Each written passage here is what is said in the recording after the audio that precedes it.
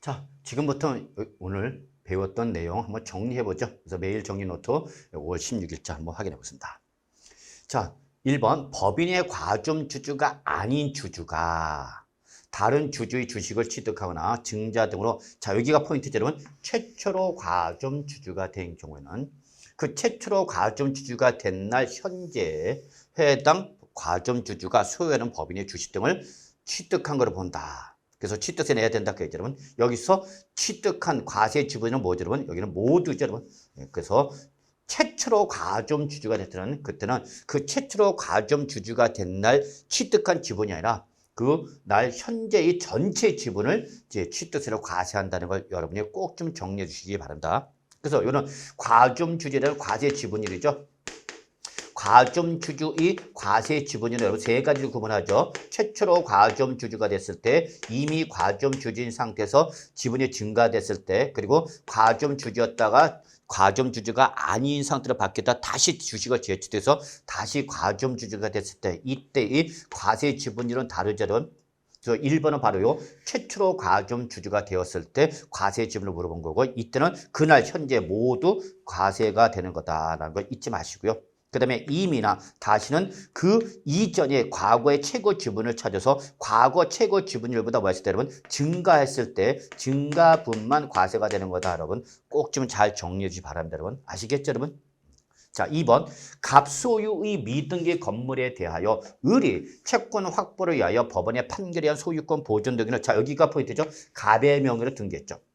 지금 이때 등기 신청은 누가 한 거죠? 의리한 거죠. 채권자로서. 예, 그러면 그때 취득세 납세는 누구냐? 그죠? 갑이냐, 어리냐? 그럼 당연히 요 채권자 대위권에 따른 등기 신청은 누가 했지만, 의리했지만 명의가 누구니까? 갑이니까 당연히 취득세 납세면 누가 되는 거예요, 여러분? 갑이 되는 거죠, 여러분. 예, 그게 어려운 점이 없을 거라 봅니다, 여러분.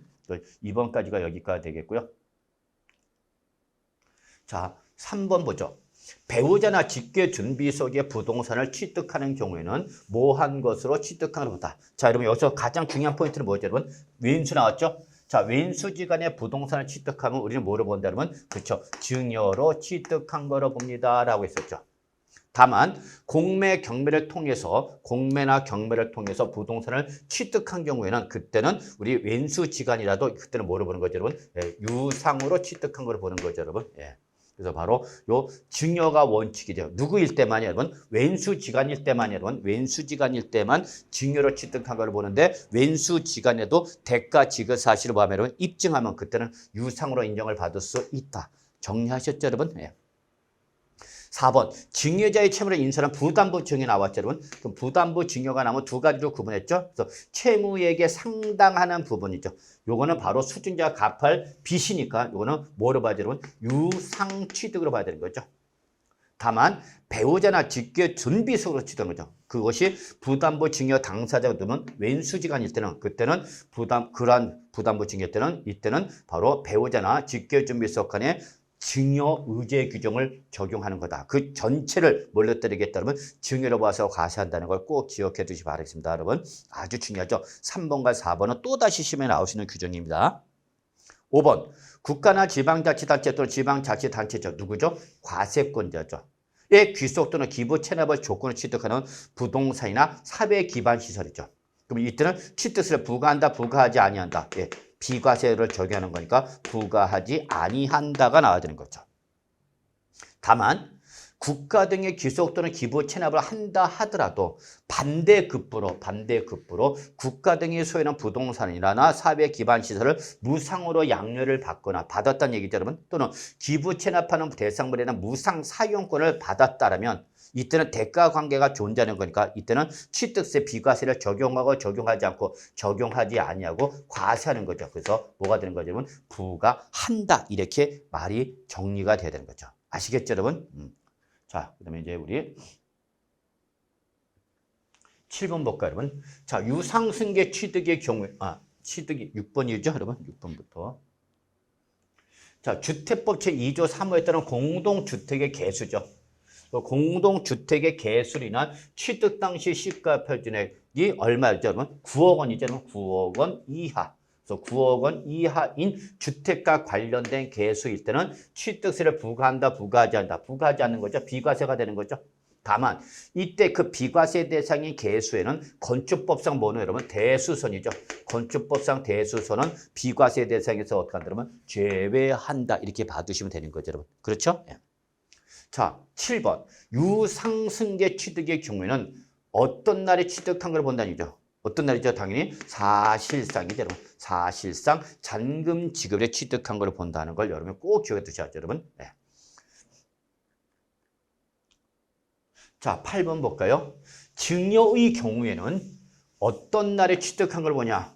자, 어떤 날이죠, 여러분? 증여일 때는 계약일이 됐죠, 여러분? 증여일 때는 계약일에 취득한 걸 보죠. 다만 해당 취득 물건을 등기 등록을 하고 하지 아니하고, 그죠? 등기 등록을 하지 아니하고죠. 하지 아니하고. 그래서 등기 등록이 이루어졌어야 돼, 이루어지지 않아야 돼? 이루어지지 않아야 되죠. 그러면서 법에서 정하고 있는 세 가지, 증여니까 법정 서류는 몇 가지죠? 세 가지죠. 그래서 바로 계약 해제 신고서로 언제까지? 취득일로부터 며칠 이내죠, 여러분? 60일 이내죠. 여기서 취득일로부터 60일 이내는 뭐를 말하는 거죠, 여러분? 신고 기한을 말하는 거죠. 취득세 신고 기한 이내 계약이 어떻게 됐다? 증여 계약이 어떻게 됐다? 해제됐습니다라고 보면 입증하면 그때는 취득으로 본다, 안 본다? 안 보는 거죠, 여러분. 그래서 어쨌거나 취득한 거로 보지 아니하게 한 첫 번째 조건은 뭐가 이루어지지 않았다면 바로 등기 등록이 이루어지지 않았어야 한다는 거. 그래서 등기 등록이 이루어졌다면 무조건 뭐로 본다? 취득으로 본다. 정리되셨죠, 여러분? 9번 관계 법령에 따라 매립이나 간척 등으로 토지를 무슨 취득했죠, 여러분? 원시 취득한 거죠, 여러분? 그러면 이때는 언제 취득한 걸 볼 거냐? 그럼 당연히 언제죠, 여러분? 이때는 공사 준공 인가일이 되겠죠? 공사 준공 인가일에 취득한 걸 보죠. 다만 공사 준공 인가 전에 사용 승낙이나 허가를 받았거나 사실상 사용하는 경우에는 그때는 사용 승낙이 허가했던 사실상 사용. 자, 시간이 2개 이상 나면 우리 주저없이 어디로 가면 돼? 그중에서 그렇죠? 빠른 날로 가면 되는 거죠.